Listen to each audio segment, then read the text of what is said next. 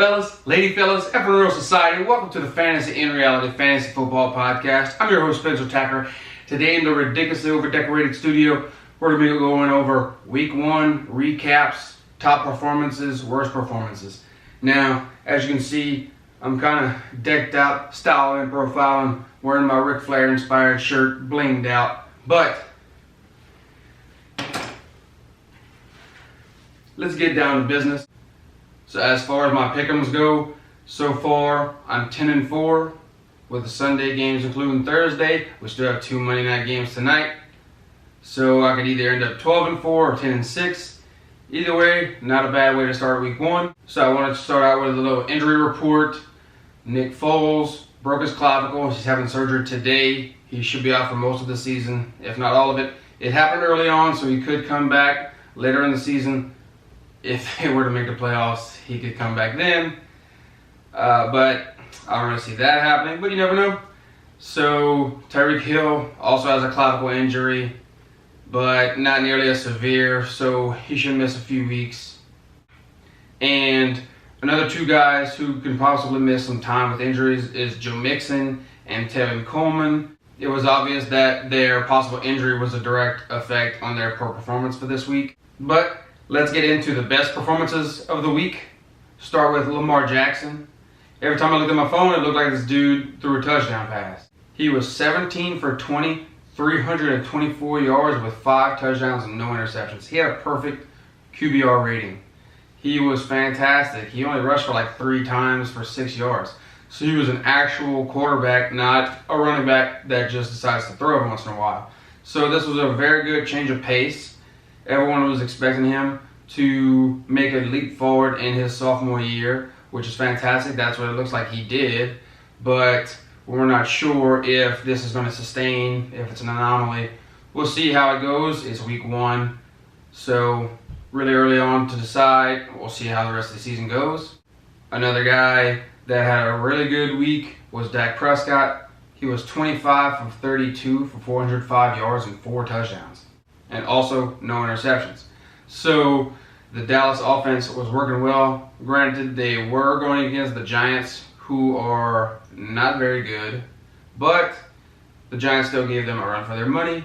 Zeke saw very limited snaps, so his performance was kind of hindered a bit toward that. So I don't see that happening all throughout the season. They're going to let Zeke loose later on in the season, possibly starting next week. A running back that did really well, no surprise, Christian McCaffrey. He had 19 carries, 128 yards, and 2 touchdowns. He also had 10 receptions for 81 yards. So if you're in a PPR league, the dude was a monster for you. This is not all that surprising. I see Christian McCaffrey doing very well this season. As you know, he's my pick for number 1 running back in the league. Boring. Zeke coming back. So with Zeke coming back, it could skew my opinion a bit on if Christian McCaffrey is going to finish first, but I'll stick to my guns no matter what. If Zeke signed or not, I'll stay with Christian McCaffrey as my number 1 ending at the end of the year. Another guy who was predicted to not hold all the workload but did fantastic was Austin Eckler. He had 12 rushes for 58 yards and a touchdown. He also had 6 receptions for 96 yards and 2 touchdowns.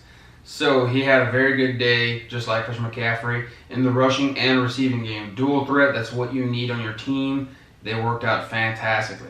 They did not use Justin Jackson all that much. Obviously, they didn't need to with Eckler doing so well. They're turning away from Melvin Gordon, showing that they don't need him.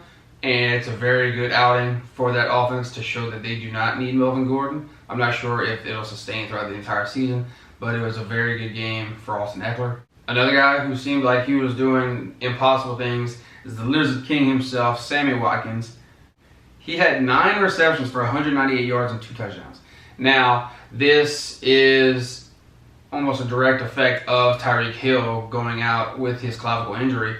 So these numbers will probably not be sustained throughout the entire season, but during the time that Tyreek Hill is out and not playing, this could be not a norm, but Sammy Watkins could see numbers very similar to this.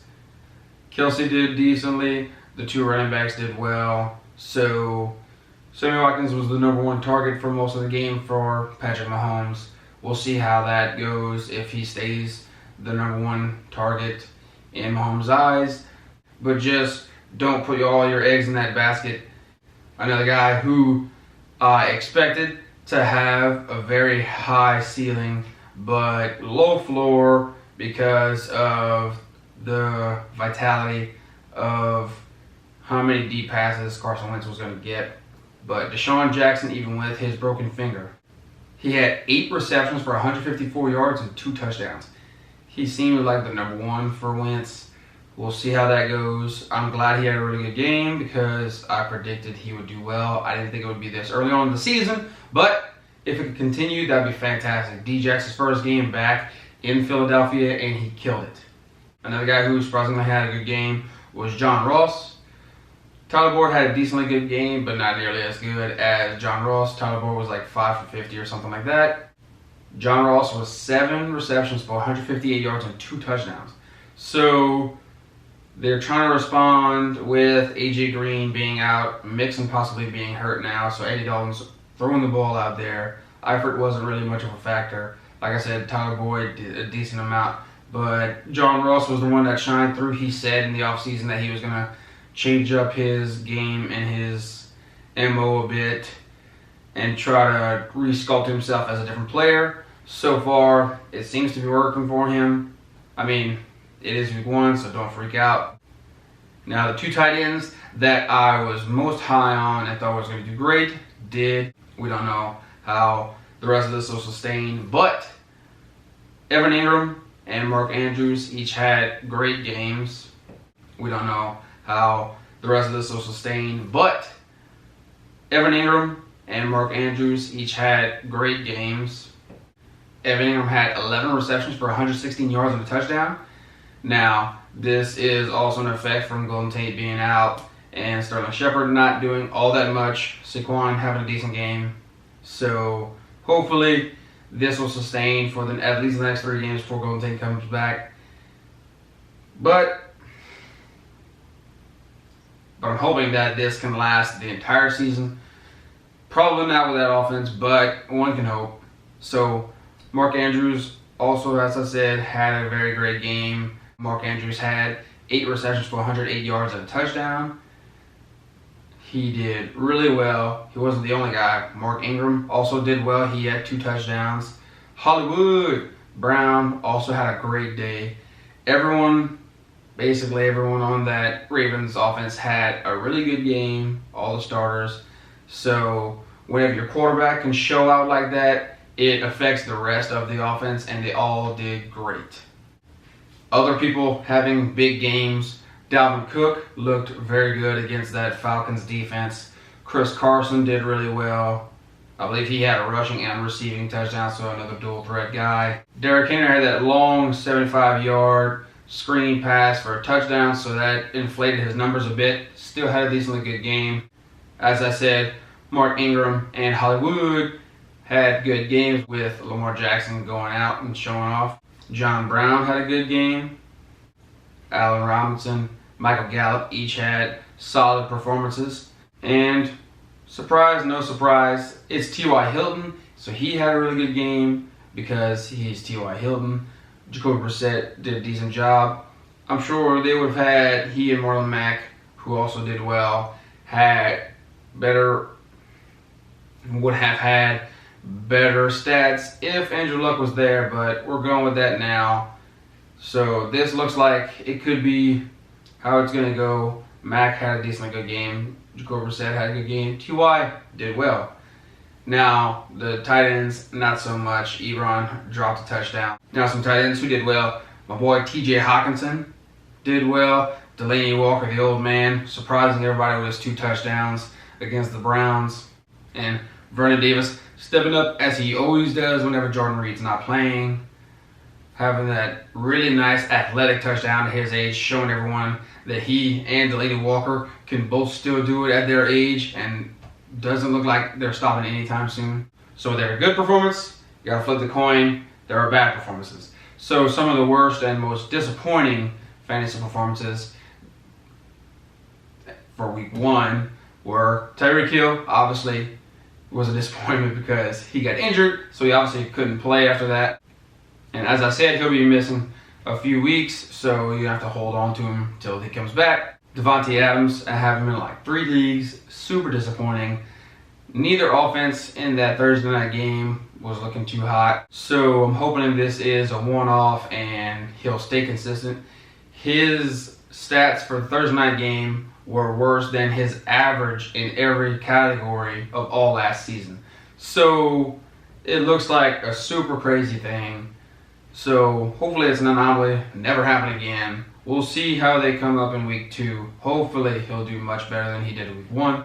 Also on that offense, Aaron Jones. I'm hoping they run the ball more with him and not Jamal Williams. I'm hoping that it won't be a committee, but you never know. They said they want to run more, so we'll see how that goes. Whether it's with Aaron Jones or Jamal Williams or both, they want to run the ball more. We're just not sure who's going to get the ball to run more. Mike Evans is another guy who had kind of a silent day, kind of disappointing. I thought that with everything going on, the Bucks were going to do decently well. I had picked them to win. I thought it was going to be a decently close game. The 49ers came and they won. But I thought in that performance that James would have done a bit better. He had pick 6 to Dick Sherman, so that was a bit disappointing. And then other people had good games, like Chris Godwin had a good game. O.J. Howard had a decent game. The running backs, not so much, but you already knew that. So James had an okay game, except for the interception, you know. So hopefully Mike Evans will bounce back just like Davante Adams, have a nice week 2 to try to make you forget about that week 1 performance. Mitchell Trubisky looked terrible. He looked nervous. He was overthrowing, underthrowing everyone. And I believe that's what happens when you don't play at all in the preseason. You have no practice at game speed. You know, even though you're going against your own defense in practice, which I mean is a very good defense, it's not the real thing because they can't touch you because you're wearing that red jersey. So it's not quite live, not the real thing. So his first taste of having the real thing in a while probably shook him a bit. He definitely did not look like he was comfortable the entire game. So hopefully he had his rust knocked off from last season and he'll bounce back because Allen Robinson had a good game. Tariq Cohen did okay. Montgomery, not so much. So we'll kind of have to take it in stride, see what Trubisky's going to do. Hopefully he can bounce back just like these other guys. Another guy I was disappointed in was Dante Moncrief. He only had like 3 catches for 7 yards, dropped a few balls, didn't look great. I didn't get to see too much of his performance, and I was hoping that he would show out, you know. He was hopefully going to have a good game because James Washington always does well in preseason and then disappears in the regular season, just like Devontae Parker and Corey Davis. You know, good preseason and nothing in the regular season. So we'll see if Moncrief can bounce back. Being that number 2, Big Ben can look for him if Juju is not open. Joe Mixon with another disappointing performance, but I'm thinking that that possible injury had a lot to do with it. Sony Michel, I'm not sure what happened. They threw the ball a lot more than expected.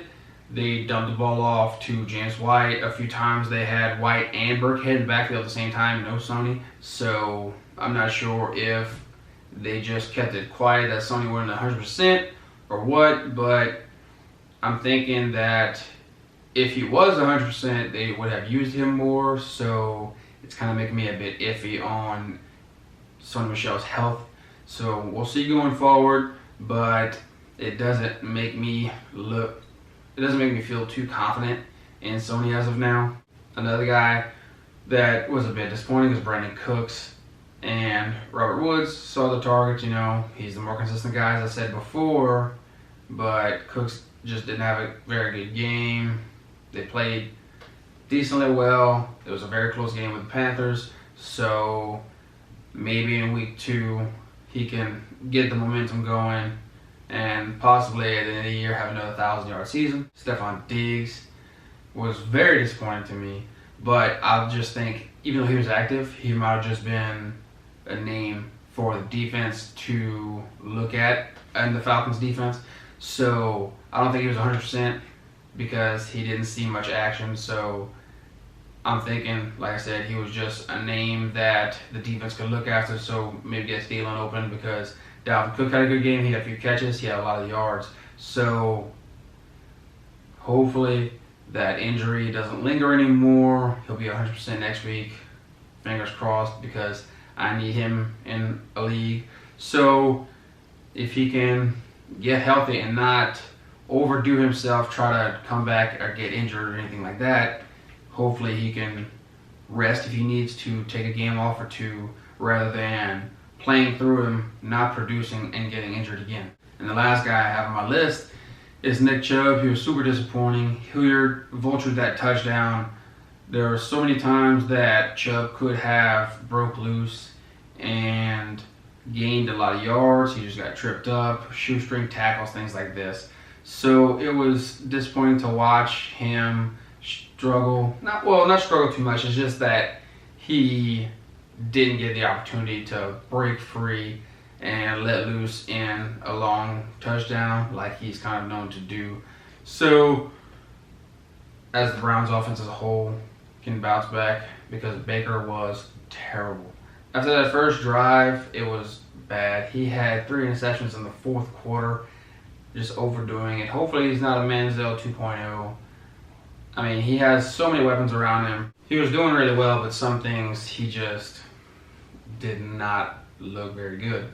But that was my week 1 recap, best and worst performances of the week.